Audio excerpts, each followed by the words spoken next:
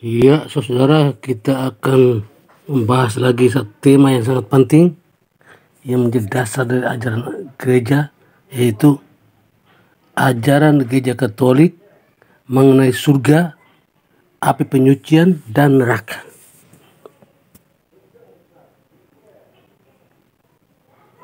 Dalam tulisan singkat ini kita akan bersama-sama merenungkan dan membicarakan ajaran Katolik mengenai surga, api penyucian, dan neraka. Saudara-saudara Kristen Protestan pada umumnya tidak mengakui adanya penyucian dan perlunya doa-doa untuk orang yang sudah meninggal. Alasannya, kedua paham itu tidak dibicarakan dalam kitab suci. Gereja Katolik mengakui kedua ajaran tersebut karena keduanya disinggung dalam kitab Makabe dan diajarkan oleh bapak-bapak gereja. Secara resmi, Gereja Katolik percaya akan adanya api penyucian dan perlunya doa-doa untuk orang mati. Tulisan ini melanjutkan tulisan tentang kematian, kebangkitan badan, dan kehidupan abadi. 1. Surga itu apa? Kitab suci menyebut surga ada tempat kediaman Allah. Itu ada kitab Raja-Raja, Mazmur, Markus, Matius, Lukas, Wahyu. Tempat kediaman para malaikat, kitab Kejadian, Lukas, Ibrani. Tempat kediaman Kristus, Markus, Kisah Para Rasul, Efesus, Ibrani. Dan tempat kediaman orang-orang kudus, Markus, Filipus, Ibrani. Kitab suci gambar-gambar yang dapat ditangkap oleh manusia dengan pengalaman hidupnya untuk menunjukkan kebahagiaan surgawi. Antara lain digambarkan sebagai Firdaus yang baru, Kenisah surgawi, Yerusalem baru, tanah air sejati, kerajaan Allah. Terlihat bahwa surga lebih banyak digambarkan sebagai sebuah tempat. Katekismus Gereja Katolik lebih menekankan gambaran surga sebagai suatu kondisi kehidupan yang serba sempurna jika dibanding kehidupan manusia di dunia. Surga adalah persekutuan kehidupan abadi yang bahagia, sempurna, dan penuh cinta bersama Allah Tritunggal Maha Kudus, bersama para Maria, para malaikat, dan para orang kudus. Surga merupakan keadaan bahagia sempurna, tertinggi, dan definitif yang merupakan tujuan akhir menjadi kerinduan terdalam manusia. Seperti apa surga ini senyatanya? Rupanya sulit bagi kita untuk menggambarkan sekarang. Kita hidup dalam ketidaksempurnaan, sedangkan gambaran surga membuat unsur-unsur yang serba sempurna, damai sempurna, kasih sempurna, terang yang sempurna, kemuliaan dan kebahagiaan sempurna, persatuan sempurna dengan Allah dan para kudusnya dalam kehidupan kekal. Santo Paulus mengatakan dalam 1 Korintus 2:9, apa yang tidak pernah dilihat oleh mata dan tidak pernah didengar oleh telinga dan apa yang tidak pernah ditimbul dalam hati manusia, semuanya itu disediakan oleh Allah untuk mereka yang mengasihi Dia.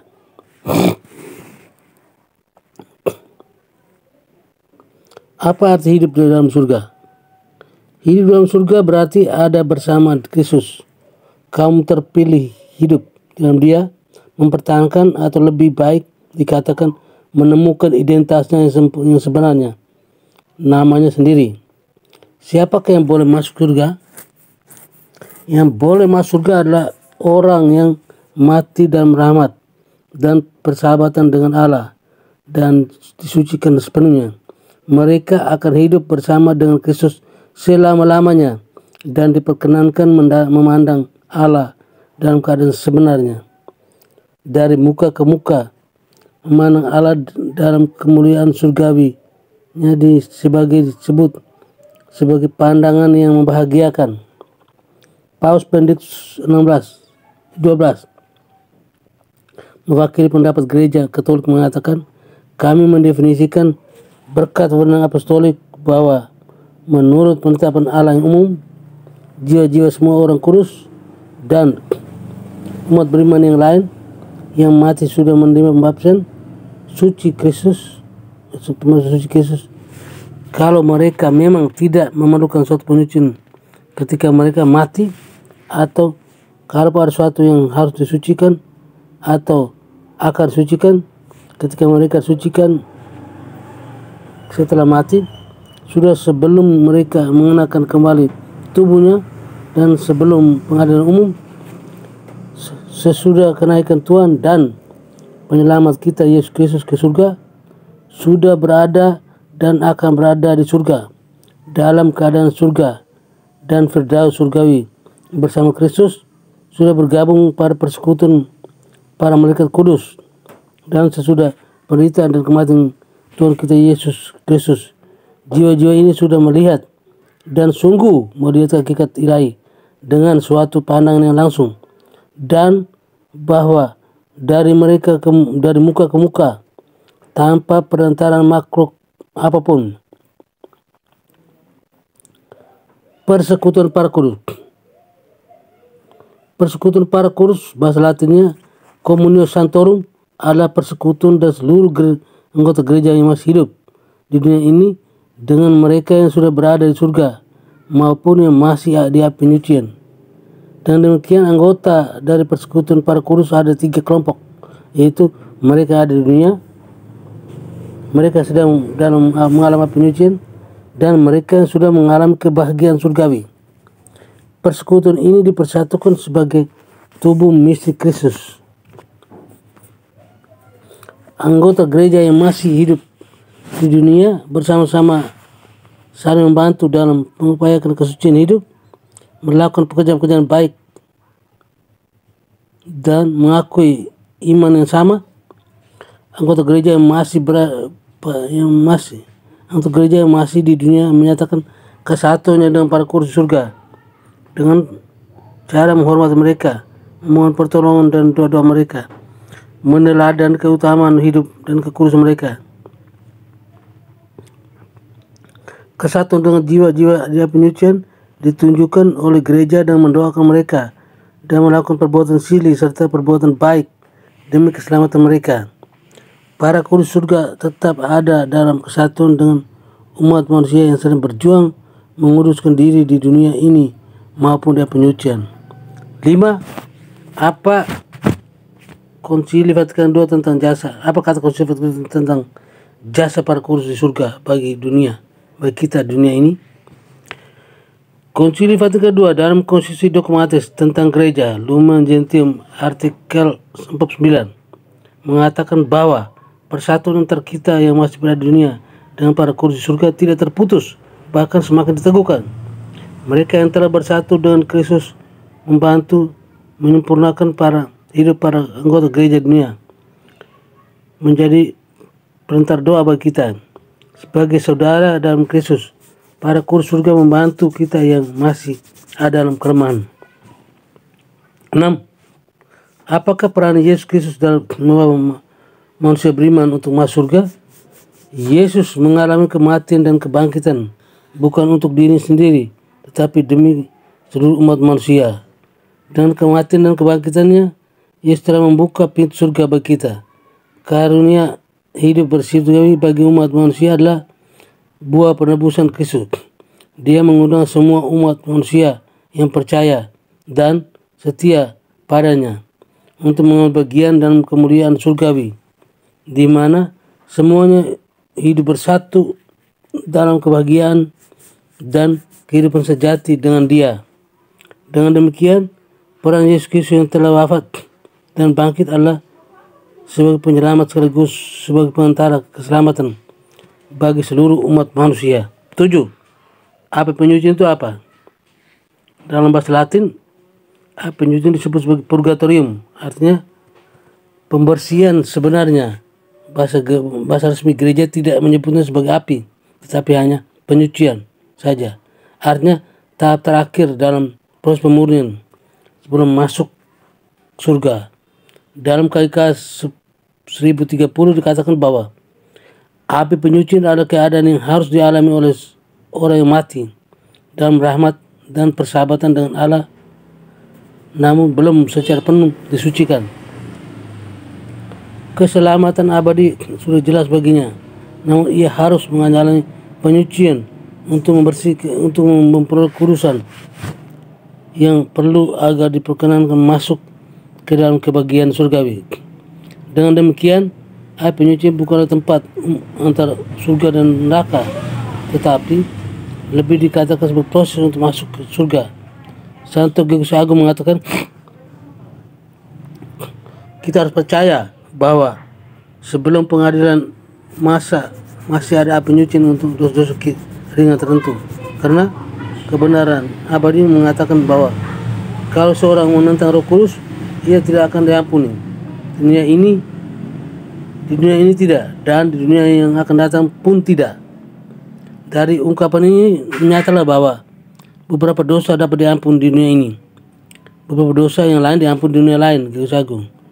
Bapak-bapak gereja lainnya yang menulis tentang pengampunan sesudah kematian dan perlu mendoakan orang yang sudah meninggal adalah Santo Clemens dari Alexandria, Origenes, Santo Yohanes Chrysostomus, Tertullianus, Santo Cyprianus, Santo Agustinus dari Hippo, dan banyaknya tulisan para bapak gereja. Terbukti bahwa keyakinan akan adanya air penyucian sudah dimiliki dan diajarkan oleh gereja Katolik sejak abad-abad pertama. Siapakah yang akan masuk ke dalam air penyucian? Yang masuk air penyucian adalah mereka yang belum siap masuk surga karena masih mempunyai banyak cacat celah dan akibat-akibat dosa yang masih melekat. Mereka adalah orang yang mati dan dalam rahmat dan persahabatan dengan Allah, namun belum secara penuh disucikan. Mereka bukanlah calon penghuni neraka karena mereka yang sudah positif dan definitif masuk. Mereka tidak perlu mengalami api penyucian. Bagi orang yang masuk neraka, tidak ada lagi harapan untuk mendapatkan keselamatan. Lain dengan mereka yang harus mengalami pos-pemurni api penyucian. Sudah lama gereja mengajarkan adanya api penyucian. Namun, rumusan secara resmi baru dinyatakan dalam konsili di Florence dan di Trente. Lalu, beberapa lama jiwa-jiwa penyucian sulit pertanyaan ini karena keadaan penyucian tidak dapat dihitung menurut ukuran waktu kita dunia ini. Apa dasar kitab suci tentang penyucian atau purgatorium? 2 Markus 2:12, 38-45. Ia mengumpulkan Yudas 2 Makabe 2. Yudas mengumpulkan bala tentaranya dan pergilah ke kota Adulam. Mereka tiba pada hari yang ke-7. Maka mereka menyucikan diri mereka menurut adat dan merayakan hari Sabat di situ. Pada hari berikutnya, padahal itu menjadi perlu, pergilah anak buah Yudas untuk membawa pulang jenazah orang-orang yang gugur dan maksud untuk bersama dengan kaum kerabat mereka mengebumikan jenazah itu di kuburan nenek moyang. Astaga, pada tiap-tiap orang yang mati itu mereka temukan di bawah jubahnya sebuah jimat dari berhala-berhala kota Yamnia, dan ini dilarang bagi orang yang Yahudi oleh hukum Taurat. Maka menjadi jelas bagi semua orang yang mengapa orang-orang itu gugur. Lalu semua memuliakan tindakan Tuhan, hakim yang adil yang menyatakan yang tersembunyi. Mereka yang pun lalu mohon dan minta semoga dosa yang telah dilakukan itu dihapus semuanya. Tetapi Yudas yang berbudi luhur memperingatkan khalayak ramai supaya memelihara diri tanpa dosa. Justru oleh karena telah mereka saksikan mata kepala mereka sendiri apa yang sudah terjadi oleh sebab orang-orang yang gugur itu. Kemudian dikumpulkannya uang di tengah-tengah pasukan, lebih kurang 2.000 dirham perak. Dikirimkannya ke Yerusalem untuk mempersembahkan korban penghapusan dosa. Ini sungguh suatu perbuatan yang sangat baik dan tepat. Oleh karena Yudas memikirkan kebangkitan, sebab jika tidak menaruh harapan bahwa orang-orang gugur itu akan bangkit, niscaya percuma dan hampalah mendoakan orang mati. Lagi pula, Yudas ingat bahwa tersedialah pahala yang amat indah bagi sekalian orang yang meninggal dengan saleh. Ini sungguh suatu pikiran yang murni, mursyid dan saleh. Dari sebab itu, maka disuruhnyalah mengadakan korban penebus salah untuk semua orang yang sudah mati itu, supaya mereka lepaskan dari dosa mereka. 1 Korintus 3, 11-15. Karena tidak ada seorang pun yang dapat meletakkan dasar lain daripada dasar yang diletakkan Yesus Kristus. Entahkah orang membangun dasar ini dari emas, perak, batu permata, kayu, rumput keringat jerami, sekali kelak pekerjaan masing-masing orang akan nampak, karena hari Tuhan akan menyatakannya. Sebab ia akan nampak dengan api, dan bagaimana pekerjaan masing-masing orang akan diuji oleh api itu. Jika pekerjaan yang dibangun seseorang akan uji, ia mendapat upah. Jika pekerjaan terbakar, ia akan menderita kerugian. Tetapi ia sendiri akan diselamatkan, tetapi seperti di dalam api.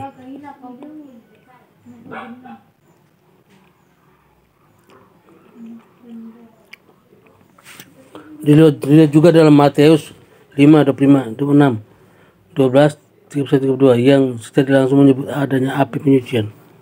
10. Apakah jiwa-jiwa dan penyucian perlu didoakan? Jelas bahwa jiwa-jiwa dan penyucian amat membutuhkan doa-doa kita yang masih hidup di dunia ini. Sudah sejak zaman dahulu gereja menghargai peringatan akan orang-orang mati dan membawakan doa dan terutama kurban ekaristi untuk mereka, supaya mereka disucikan dan dapat memandang Allah dalam kebahagiaan. Gereja juga menganjurkan amal, indulgensi, dan karya penitensi demi orang-orang mati, jiwa-jiwa dan penyucian, dan dapat ditolong doa-doa, amal atau sili yang dilakukan demi mereka, dan belas kasih Allah. Santo Chrysostomus mengatakan, baiklah kita membantu mereka dan mengenal mereka. Kalau anak-anak Ayub saja telah disucikan oleh kurban yang dibawakan oleh bapaknya, bagaimana kita dapat meragukan bahwa persembahan kita membawa hiburan untuk orang-orang mati? Jangan kita bimbang untuk membantu orang-orang mati dan persembahkan korban untuk mereka. Konsili Leon II 1274 dan Konsili Florence 1438-1445 mengajarkan dengan jelas tentang pos pemurnian setelah kematian dan perlunya doa serta karya saleh yang dipersembahkan untuk keselamatan mereka. Indulgensi itu apa? Indulgensi adalah penghapusan dari hukuman sementara yang disebabkan oleh dosa yang sudah disesali dan diampuni. Selama hidup di dunia ada dosa-dosa yang sudah disesali dan diampuni, namun masih ada hukuman yang masih tanggung, dia penyucian. Indulgensi diperoleh dari Tuhan dengan kewenangan yang diberikan kepada gereja berkat tindakan amal saleh dan doa-doa tertentu yang dilakukan oleh orang-orang yang masih hidup bagi jiwa-jiwa dan penyucian. Hak dan kewenangan untuk memperoleh indulgensi pada dasar dipegang oleh tata suci. Paus 6 menegaskan kembali ajaran mengenai indulgensi ini dalam Konstitusi Apostolik Indulgentiarum Doctrina. Dalam kitab hukum kanonik KK 929 dikatakan indulgensi adalah penghapusan di hadapan Allah hukuman-hukuman sementara untuk dosa-dosa yang kesalahannya sudah dilebur yang diperoleh oleh orang beriman Kristiani yang berdisposisi baik secara baik serta memenuhi persyaratan tertentu yang digariskan dan dirumuskan, diperoleh dengan pertolongan gereja yang sebagai pelayan keselamatan secara otoritatif, membebaskan dan menerapkan harta pemulihan Kristus dan para kudus. 12. Neraka itu apa? Neraka adalah keadaan pengucilan diri secara definitif dari persekutuan dengan Allah dan para kudus. KGK 1033. Penderitaan mereka yang paling buruk adalah perpisahan abadi dengan Allah. Penderitaan jiwa-jiwa di neraka akan berlangsung selama-lamanya. Kitab suci memakai gambar simbolik tentang mereka neraka, yaitu bagaikan perapian yang menyala-nyala, api yang tak terpadamkan. Tradisi gereja menyebut neraka sebagai tempat atau keadaan di mana setan dan para pendosa yang tidak bertobat menderita selama-lamanya. Paham neraka saat ini lebih menekankan segi keterpisahan secara definitif dari persekutuan dengan Allah yang berlangsung selama-lamanya. Dalam arti inilah kehidupan neraka dalam neraka merupakan suatu penderitaan. Gereja mengajar bahwa ada neraka dan bahwa neraka itu berlangsung selama-lamanya. Siapa yang masuk neraka? Mereka yang masuk neraka adalah orang yang dengan sukarela memutuskan untuk tidak mencintai Allah. Mereka yang berada dosa berat tanpa misalnya, tidak mau menerima belas kasihan Allah, tidak mau mengasihi sesama, lebih-lebih kamu lemah, mengingkari Tuhan dengan sukarela. KGK 1035 mengatakan, jiwa orang-orang yang mati dalam keadaan dosa berat masuk langsung sudah kematian ke dunia orang mati, di mana mereka mengalami siksaan neraka, api abadi.